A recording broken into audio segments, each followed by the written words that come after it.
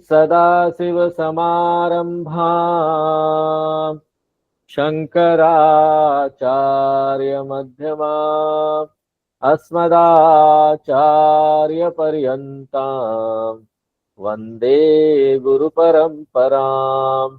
ओ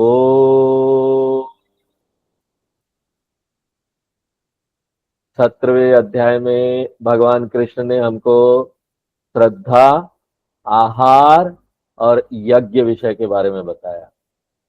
अब भगवान कृष्ण हमको तप के बारे में बता रहे हैं और हमने देखा कि तप को हम दो दृष्टिकोण से विभाजित कर सकते हैं। एक तो हम तप किस उपकरण से कर रहे हैं, अपने शरीर के किस अंग से कर रहे हैं, उसके अनुसार उसको विभाजित कर सकते हैं। दूसरा है गुणों के अनुसार उसको विभाजित कर सकते हैं। तो अभी हम देख रहे थे कि शरीर के अंगों के अनुसार अगर तप को विभाजित करेंगे तो वो 3 प्रकार का हो जाएगा, कायिकम, वाचिकम और मानसम। मनसा वाचा कर्म। कायिक तप या शरीर से जो तप है ना, वो 14वें श्लोक में उन्होंने बताया। अब 15वें श्लोक से कृष्ण भगवान वाणी का तप बता रहे हैं। और जैसा कि हमने आपको बताया कि हमारी परंपरा में ये जो अंग है, बोलने का अंग, ये बहुत सम्मान की दृष्टि से देखा जाता है। जितना आप सोचेंगे ना इसके बारे में कि बोलने का अंग क्या है, उतना ही आप इसके पावर को समझ पाएंगे। ये बुद्धि की तरह ही ना बहुत शक्तिशाली है। इसलिए जो बुद्धि है उसके अधिष्ठान देवता कौन है? ब्रह्मा जी। और जो वाणी है उसके अधिष्ठान देवता कौन है? माता सरस्वती। और ब्रह्मा जी और सरस्वती जी एक साथ रहते हैं, योगदान देते हैं सृष्टि के विकास में। उसी तरीके से मेरी बुद्धि और ये वाणी एक साथ रहे तो मेरे विकास में योगदान करे। इसलिए देखिए वेदों में कई सारे सूक्त हैं जो ब्रह्मा जी और सरस्वती, माता सरस्वती, उसकी महानता का गुणगान करते हैं। सरस्वती माँ को बहुत ऊंचा पद दिया गया है वैदिक वांग्मय में। जब एक बच्चा का जन्म होता है, माँ उसको दूध पिलाती है, तुरंत जन्म के तुरंत बाद तो बच्चे का जो पिता होता है उसको बोला जाता है कि ये मंत्र आप पढ़िए। जब पहली बार बच्चा अपने माँ के स्तन से दूध लेता है तो यस्ते स्तन सशयो मयो भूर्यो रत्नधा वसुविद्य सुदत्रः येन विश्वा पुष्यसि वार्याणि सरस्वती तमीह धात्वेकः। पहली बार जब बच्चा माँ के स्तन से दूध लेता है तो माता सरस्वती का आह्वान किया जाता है, हे माँ सरस्वती, प्रार्थना किया जाता है उनसे कि ना आप हमारे वाणी को अच्छा कर दें, माँ के एक दूध को पोषित कर दे, उसमें पोषण दे दें ताकि ये दूध हमारे वाणी को अच्छा करे और ना हमारा जो ये जो बच्चा है उसके वाणी को अच्छा करे और उसके बुद्धि को भी अच्छा करे। दोनों जो है ना बच्चे की अच्छाई करे, भलाई करे, मंगल करे। इसलिए सरस्वती माँ का आह्वान किया जाता है। सरस्वती माँ से प्रार्थना की जाती है कि आप माँ के शरीर में आ जाइए। जब ये दूध दिया जा रहा है बच्चे को पहली बार, तो आप जितना सोचेंगे ना ये वाणी के बारे में, उतना ज्यादा आप समझेंगे कि कितना महत्व है इसका, बुद्धि के साथ इसका कितना महत्व है। और कोई भी शक्तिशाली अंग है ना, वो दो तरीके से काम कर सकता है, या तो वो आशीर्वाद बन जाए, अच्छा काम में आए, या तो वो अभिशाप बन जाए। क्यों? क्योंकि अगर वाणी का उपयोग हमने सही नहीं किया तो ये ना परिवार में खतरनाक स्थिति पैदा कर सकता है। एक वाणी जिसमें कोई नियंत्रण नहीं है, वो परिवार को नरक बना सकता है। इसलिए वाक तप जो है ना वो बहुत महत्वपूर्ण है। और हमने आपको बताया कि पहले महत्व समझिए, वाणी का महत्व क्या है। नहीं तो ऐसे एक शब्द में अगर हम किसी को भी बता देंगे और उसके हृदय में ये बात नहीं जाएगा कि ये कितना महत्वपूर्ण है, तो ये चीज कभी आता नहीं अपने जीवन में, दृढ़ निश्चय नहीं होता। उसके बाद हमको ये समझना है कि ये वाणी जो हम बोलते हैं उसका गुणवत्ता हमको अच्छा करना है, क्वालिटी उसका अच्छा करना है। और जब भी गुणवत्ता अच्छा करना होता है ना, तो हमको क्वांटिटी को कम करना पड़ेगा, हमको मात्रा को कम करना पड़ेगा। बोलने की मात्रा को कम कीजिए, और एक बार बोलने की मात्रा कम कर लेना, तब हम ये निर्णय ले सकते हैं कि किस प्रकार से हम जो बोल रहे हैं उसकी गुणवत्ता को अच्छा करें, क्वालिटी को। कृष्ण भगवान बोलते हैं कि अगर आपके बोलने की गुणवत्ता को आप अच्छा करना चाहते हैं तो उसमें 4 मापदंड आपको देखना पड़ेगा। ये चारों मापदंड होंगे तभी आपका जो शब्द आपके मुंह से निकल रहा है वो सर्टिफाइड होगा, quality certified, total quality management. तो ये 4 मापदंड बताए गए हैं इस श्लोक के पहले लाइन में। पहला जो मापदंड है जो हमको देखना है वो है अनुद्वेग कर्म। आप ये निश्चय कीजिए कि आप ना वाणी से हिंसा नहीं कर रहे हैं। वाणी से जो हिंसा होता है ना वो बहुत शक्तिशाली हिंसा है, और हिंसा तो महापाप है। इसलिए निश्चित कीजिए कि आपके मुंह से जो शब्द निकल रहा है वो दूसरे व्यक्ति को चोट ना पहुंचाए। इसका मतलब क्या है? हमको इतना संवेदनशील होना पड़ेगा कि ना हम ये समझ पाए कि कौन से शब्द ऐसे हैं जो दूसरे को चोट पहुंचा सकते हैं। तो एक सामान्य नियम हम ये ले सकते हैं कि जो भी शब्द दूसरा बोल रहा है और वो मुझे चोट पहुंचा रहा है, वही शब्द हमको दूसरे को नहीं बोलना चाहिए कि वो दूसरे को भी चोट पहुंचाएगा। अगर मुझे चोट पहुंचा रहा है तो दूसरों को भी पहुंचाएगा। और हमको ऐसे शब्दों को नोट कर लेना चाहिए, अपने दिमाग में डाल लेना चाहिए। अगर ऐसा हम करेंगे तो वो चोट नहीं पहुंचाएगा दूसरों को। इसलिए केयरफुली, सावधानी से हमको ना ऐसे शब्दों को अपने शब्दकोश से हटा देना चाहिए। तो हमको एक जनरल नॉलेज होना चाहिए, सामान्य ज्ञान होना चाहिए कि कौन कौन से शब्द हैं जो दूसरों को चोट पहुंचाते हैं। कुछ एक शब्द हैं जो दूसरे लोगों को चोट पहुंचाएंगे, कुछ सामान्य है, कुछ विशेष शब्द है। और अगर हम अपने परिवार के सदस्यों के साथ व्यवहार कर रहे हैं और थोड़ा संवेदनशील हैं, जागरूक हैं, तो हम समझ जाएंगे कौन से शब्द हैं। ऑफिस में भी हम व्यवहार कर रहे हैं, बिजनेस में भी कस्टमर के साथ व्यवहार कर रहे हैं, हम समझ जाएंगे कौन सा शब्द है जो उसको खराब लगेगा। एक शादीशुदा व्यक्ति है ना, वो जानता है कि ना मुझे अपने पत्नी के घर वालों की निंदा नहीं करनी, नहीं तो घर में महाभारत हो जाएगा। जैसे मैं बोलूंगा तुम्हारे पिताजी तो ऐसे ही है, तुम्हारे माँ बाप भी ऐसे ही हैं, तो दूसरे तरफ से कितना सारा कुछ आएगा, मेरे पिताजी को इसमें मत घसीटो। तो हमको तो पता है ना कौन से शब्द हैं जो दूसरों को नहीं बोलने।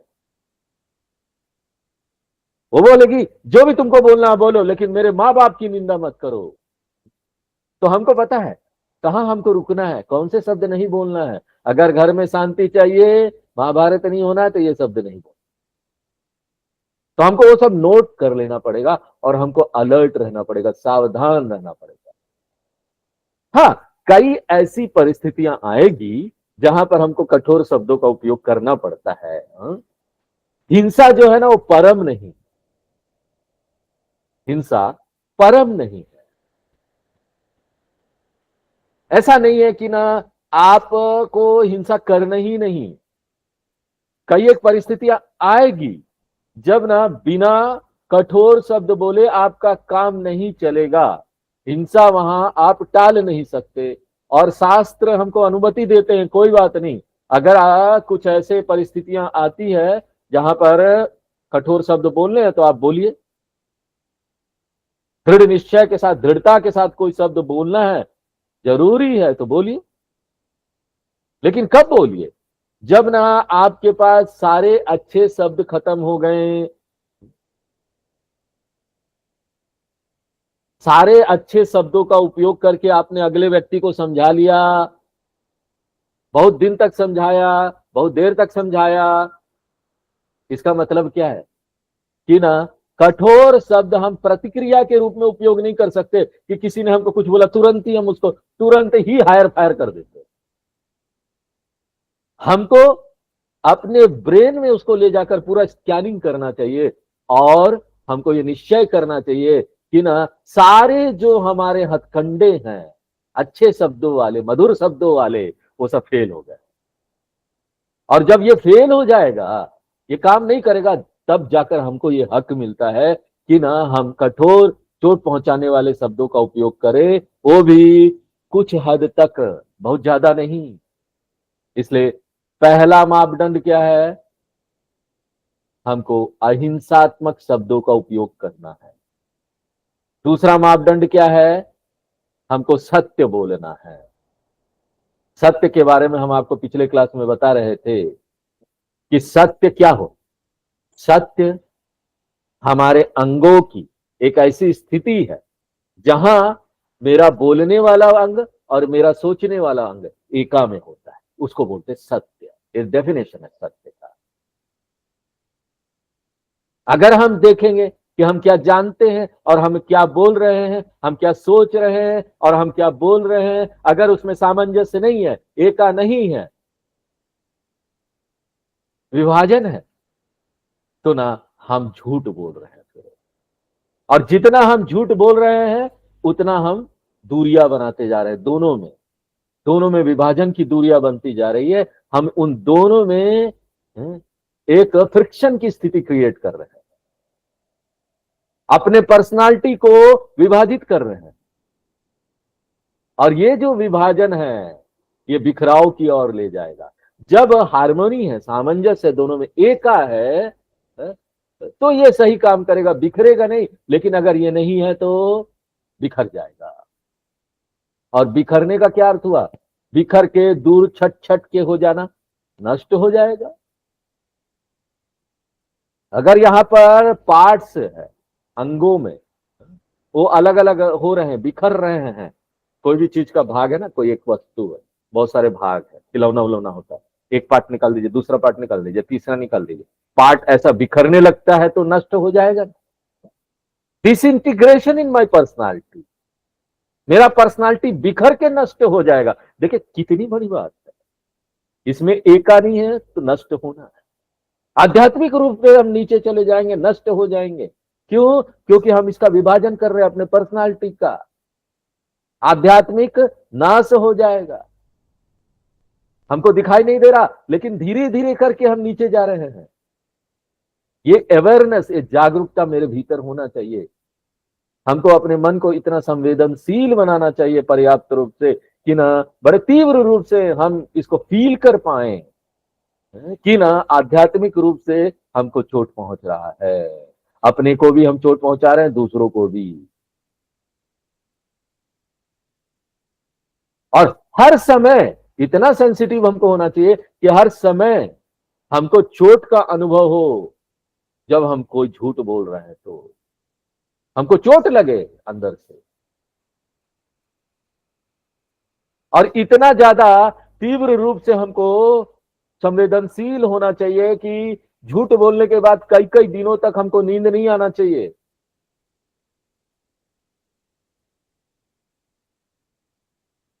तो मन को इतना सेंसिटिव होना चाहिए कि ना हमको चोट पहुंच सके अगर हम झूठ बोल रहे हैं तो।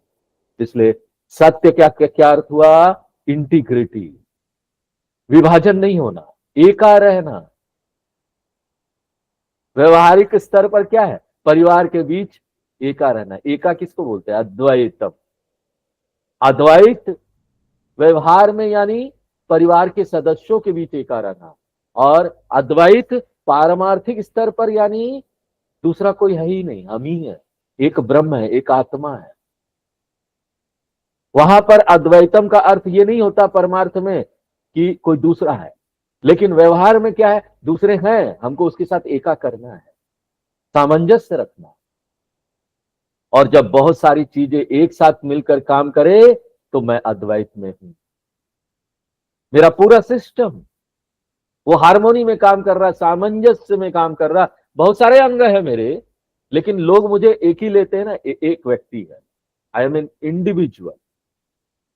वो मुझे एक इंडिविजुअल की तरह लेते हैं, जबकि मेरा कितना सारा अंग है ना, हर एक अंग अलग कर दो तो कैसा हो जाएगा। लेकिन फिर भी मेरे सारे सिस्टम जो है ना एक होकर काम कर रहे हैं, हार्मोनी है, सामंजस्य है, इसलिए हमको एक बोलते हैं लोग, ये एक व्यक्ति है। और अगर ये सामंजस्य नहीं रहा तो वहां अद्वैत नहीं रहेगा, वो एक टूटा हुआ सिस्टम हो गया, एक परिवार जो समाप्त, नष्ट हो गया है, टूट चुका है, जिसमें सामंजस्य नहीं।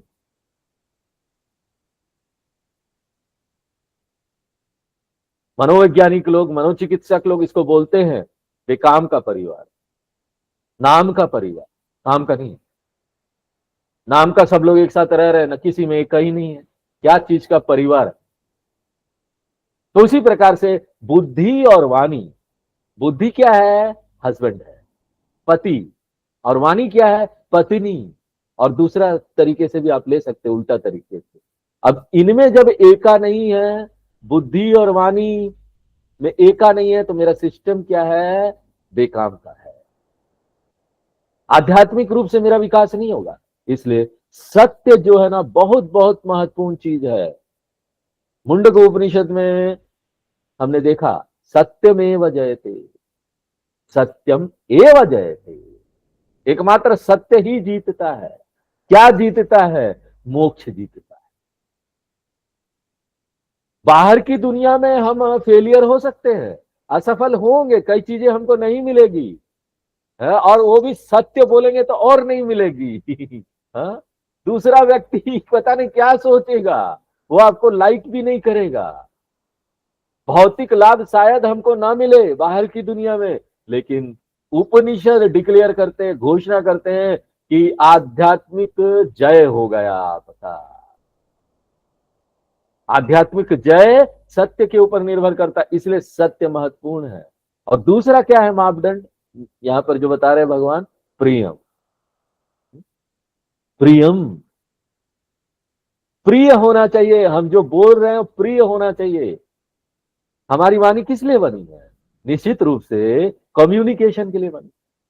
कम्युनिकेशन का क्या अर्थ हुआ, कि हम कोई जानकारी ट्रांसफर कर रहे हैं एक दिमाग से दूसरे दिमाग में।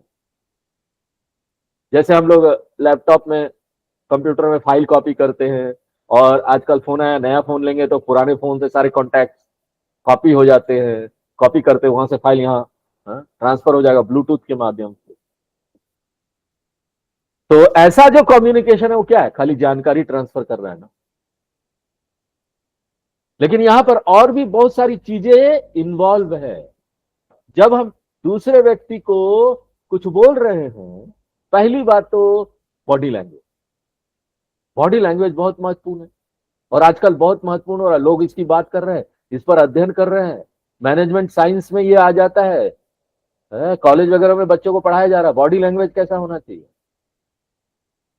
अभी ट्रंप और पुतिन एक साथ जब मिले तो ना, लोग उनका बॉडी लैंग्वेज देख रहे थे कि कैसा है। बॉडी लैंग्वेज से पता चलता है कि दोनों लीडर जब मिले तो वो रुचिकर अवस्था में थे कि अरुचिकर, एक दूसरे में प्रेम था कि घृणा था। और जो फेशियल एक्सप्रेशन है ना, वो भी बहुत सारी चीजें बताता है। ये सारी चीजें क्या, नॉन वर्बल कम्युनिकेशन, हम मुंह से बोल नहीं रहे हैं, लेकिन ये दिखाई दे रहा है शरीर से और चेहरे से। बॉडी लैंग्वेज, फेशियल एक्सप्रेशन, आंखों से जो हम कांटेक्ट करते हैं, अगर आंखों से कांटेक्ट नहीं है कम्युनिकेशन साइंस में वो बोलते हैं आई कांटेक्ट बहुत महत्वपूर्ण है, और कम्युनिकेशन जो है ना पावरफुल हो जाता है जब ना आई कांटेक्ट है। तो इसलिए स्वामी दयानंद जी बोलते थे बंद आंख से कभी मत सुनिए, आंखों का कांटेक्ट होना चाहिए। और यही नहीं, ऐसा होगा ना तो टीचर को भी पता चलेगा लोग सो तो नहीं रहे हैं, सामने जगे हुए हैं, ध्यान में तो नहीं, मेडिटेशन, या सो तो नहीं है, सुन तो रहे ना। इसलिए आजकल ना आई कांटेक्ट को बहुत महत्वपूर्ण माना जाता है। इसलिए ना जिंदा गुरु महत्वपूर्ण है, हमारे सामने लाइव गुरु होना चाहिए, नॉन लाइव गुरु नहीं होना चाहिए। ये बुद्धिस्ट लोग और तिब्बत वगैरह में और ये बाकी भी धर्म वाले लोग हैं, वो लोग बात करते हैं अदृश्य गुरु की। अदृश्य है, दिखाई नहीं देता। ऐसा जो अदृश्य मास्टर है, जो आकाश में उड़ रहा है, आकाश में है, अदृश्य है, ऐसी जो व्यवस्था है, ऐसे जो गुरु है, उसका अनुमोदन हम शास्त्रों से नहीं करते, हम इसका रिकमेंड नहीं करते। इनविजिबल मास्टर जो आकाश में तैर रहा हो, डिस्टेंस कम्युनिकेशन जो है ना, फिजिक्स केमिस्ट्री इकोनॉमिक्स ठीक है, लेकिन ये बोला जाता है आध्यात्मिक कम्युनिकेशन में कि एक लाइव गुरु आपके सामने होना चाहिए। आंखों का कांटेक्ट बहुत जरूरी है, body language, facial expression, eye contact, उसके बाद कितने पिच में आप बोल रहे हैं, कितने जोर से बोल रहे हैं, धीरे से बोल रहे हैं, आपकी वाणी कैसा, चॉइस ऑफ वर्ड कैसा है, कौन से शब्द का आप उपयोग कर रहे हैं, पोलाइटनेस है कि नहीं आपकी वाणी में। किताब पर किताब लिखा गया है यहां पर कि थैंक यू का क्या पावर है, प्लीज का क्या पावर है। ये दो शब्द है ना, थैंक यू प्लीज, बहुत महत्वपूर्ण है वेस्टर्न कल्चर में, पश्चिम संस्कृति में, अमेरिका यूरोप वगैरह में बच्चों को बचपन से यह सिखा दिया जाता है कि हर बार अगर बेटा बेटी तुमको किसी से कुछ मिले ना तो से थैंक यू बोलो, प्लीज बोलो। अगर उनको किसी से केला भी मिलता है ना तो केला, स्वामी जी से केला मिला, थैंक यू। नहीं तो माँ बाप बहुत डांटते हैं कि तुमने थैंक यू नहीं बोला। इसलिए ना रुचिकर होना चाहिए। बहुत सारी यहां पर नॉन वर्बल कम्युनिकेशन भी है, सिर्फ वाणी से ही नहीं, दूसरी और चीजों से पता चल रहा है। और कृष्ण भगवान बोलते हैं कि ये जो नॉन वर्बल कम्युनिकेशन है, ये ऐसा होना चाहिए कि दूसरे व्यक्ति को ना कंफर्टेबल लगे, वो आराम से रहे, आपकी वाणी सुन के गड़गड़ अनुद्वेग में ना आए, अद्वेग में ना आए, उद्वेग में ना आए। इसलिए प्रियम यानी जो इस शब्दों को सुन रहा है, आपके शब्दों को, उसको ना कंफर्टेबल लगना चाहिए। अंग्रेजी में शब्द है प्लीजिंग मैनर, रुचिकर लगना चाहिए। देखिए आप क्या बोल रहे हैं, विषय क्या है, वो ज्यादा महत्वपूर्ण नहीं है। विषय कैसा भी हो, कड़वा भी हो, यहां पर जो वर्बल कम्युनिकेशन है, जो हम वाणी से बोल रहे हैं, और नॉन वर्बल जो है, जो इसको कम्युनिकेट करने के लिए जिसका हम उपयोग कर रहे हैं, वो ना रुचिकर होना चाहिए, प्लीजिंग होना चाहिए। अगर वो प्लीजिंग है ना तो इसकी ब्यूटी ऐसी है ना कि अगर जो विषय आप बोल रहे हैं वो दूसरे व्यक्ति के अनुकूल नहीं भी है, कड़वा भी है ना, अनफेवरेबल है, प्रतिकूल है कंटेंट जो आप बोल रहे हैं, फिर भी ना कम्युनिकेशन बड़ा अच्छा हो जाएगा, कंफर्टेबल हो जाएगा, प्रेजेंट हो जाएगा। और उसका जो डंक है ना, जो कठोर शब्द आप बोलने जा रहे हैं, उसका जो उसका डंक लगेगा ना, वो डंक का असर जो है, उसकी तीव्रता कम हो जाएगी। इसलिए प्रियम यानी एक बार एक व्यक्ति मुझसे बात करे ना, उसके बाद उसको ऐसा लगना चाहिए कि और कहां मिलेंगे स्वामी जी, फिर बार बार उनसे बात करने का मन करता है। जबकि हम ऐसे लोगों को भी जानते हैं ना, जो पहली बार हमसे मिलते हैं और उसके बाद हम भगवान से प्रार्थना करते हैं भगवान दूसरी बार ये हमको ना। तो एक व्यक्ति को ना कंफर्टेबल लगना चाहिए आपकी बातों से, और इसी को बोलते प्रियम। हमारे स्वामी जी बहुत जगह टॉक पहले देते थे, बाद में बंद कर दिया उन्होंने कि लोग तो सुनते नहीं है।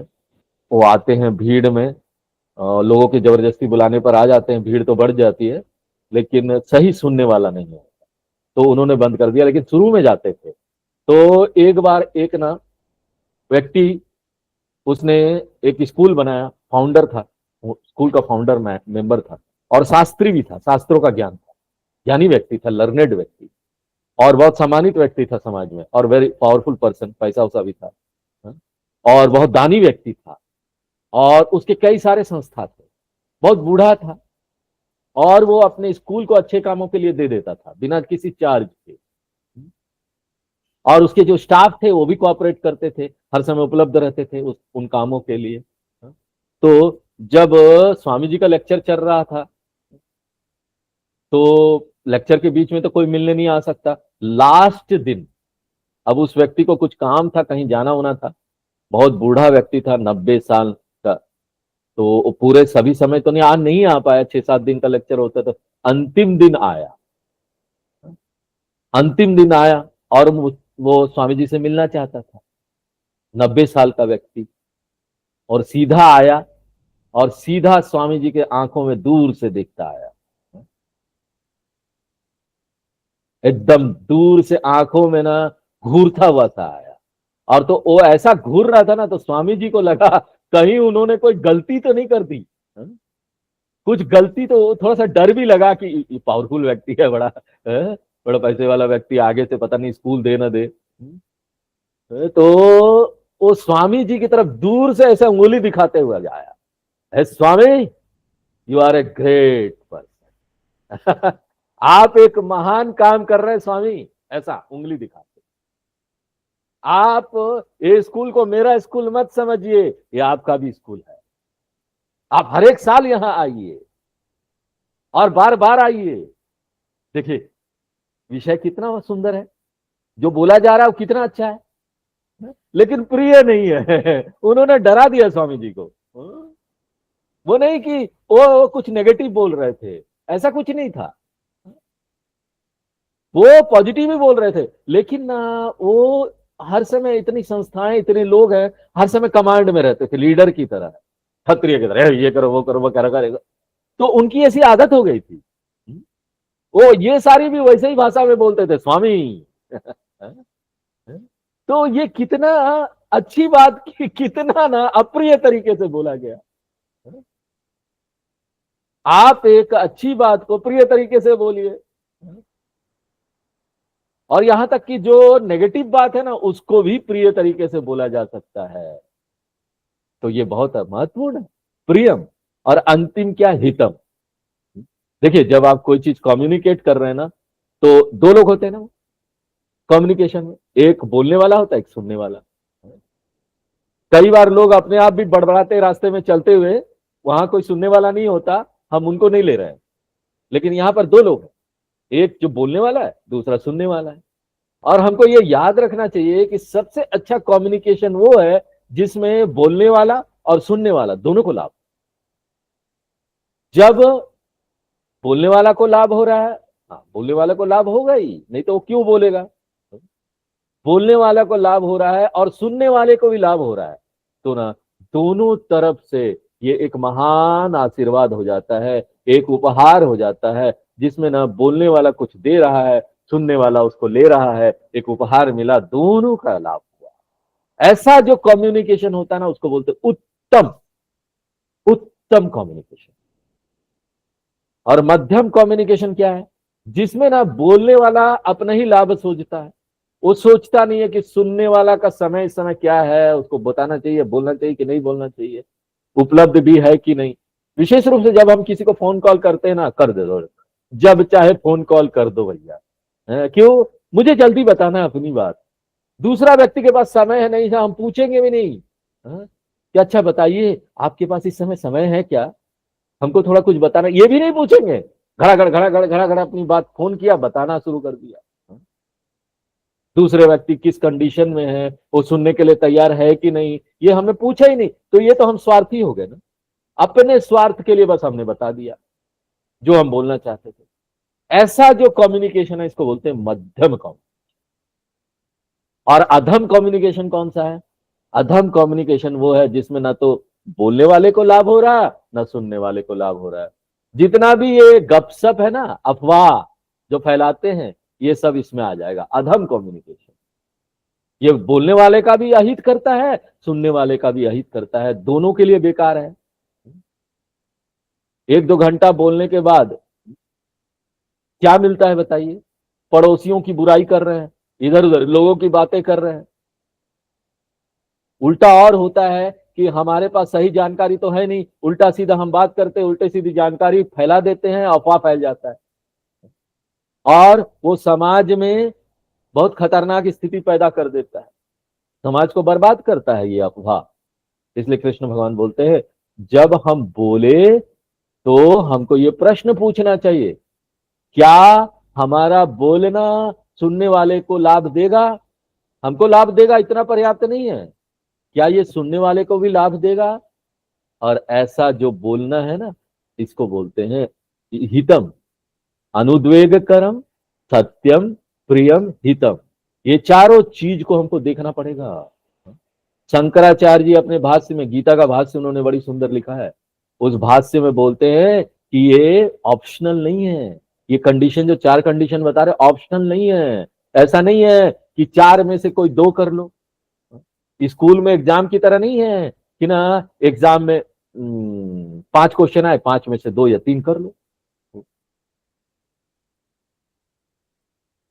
एक बार ऐसा हुआ कि एक जो लड़की का पिता था वो लड़का ढूंढने निकला, एक लड़के के घर में लड़का देखने गया, उसका इंटरव्यू ले रहा था, तो बहुत सारे प्रश्न उससे पूछता है, तुम सिगरेट पीते हो क्या, तुम शराब पीते हो क्या, बहुत सारे प्रश्न पूछा उसके कैरेक्टर को जानने के लिए, उसके चरित्र को जानने के लिए, लेकिन सब में उसने ना ना बोला, नहीं नहीं नहीं। वो बड़ा खुश हो गया, वो बोला अरे मैं अपनी लड़की ऐसी जगह देने जा रहा हूं जहां देखो लड़का कितना अच्छा है, सबसे अच्छा पति मिलने वाला है उसको दुनिया में। उसके बाद वो थोड़ा सा जिज्ञासु हुआ और बोला कि कोई भी गलत आदत आपको नहीं है? हर चीज में आपने ना ना ना ना बोल दिया, कोई भी गलत आदत नहीं है क्या? तो वो जो लड़का था वो क्या बोलता है, एक ही गलत आदत है क्या, कि मैं ना हर समय झूठ ही बोलता हूं। आप बोलिए। इसलिए चारों इक्वली महत्वपूर्ण है, शंकराचार्य जी इस पर जोर देते हैं। और कई बार लोग पूछते हैं कि स्वामी जी जब हम ये सत्य बोल रहे हैं, और सत्य तो आपको पता है ना हमेशा कड़वा होता है, हाँ? भले हम दूसरों की भलाई के लिए बोल रहे हैं, हम बोले देखो दूसरों को बोलना पड़ेगा नहीं तो वो तो गलत करते रहेगा। यहां पर आलोचना भी करते हैं, दूसरों की आलोचना करते हैं, तो सत्य तो है वो, और वो दूसरों का हित भी करेगा, क्योंकि दूसरों की भलाई के लिए हम बोल रहे हैं। लेकिन ना कोई जरूरी नहीं ना कि वो प्रिय हो, वो तो कठोर भी हो सकता है, कड़वा होता है जो सत्य है, कठोर सत्य। तो अगर ये सत्य कठोर है तो हम उसको प्रिय कैसे बनाएं? स्वामी जी बताइए, प्रिय कैसे बनाएं? ये हम लोग अगले क्लास में देखेंगे कि अगर सत्य कठोर है तो उसको हम प्रिय कैसे बनाएं। आज यही। ओम पूर्णमदः पूर्णमिदं पूर्णात् पूर्णमुदच्यते पूर्णस्य पूर्णमादाय पूर्णमेवावशिष्यते। ओम शांति शांति शांति।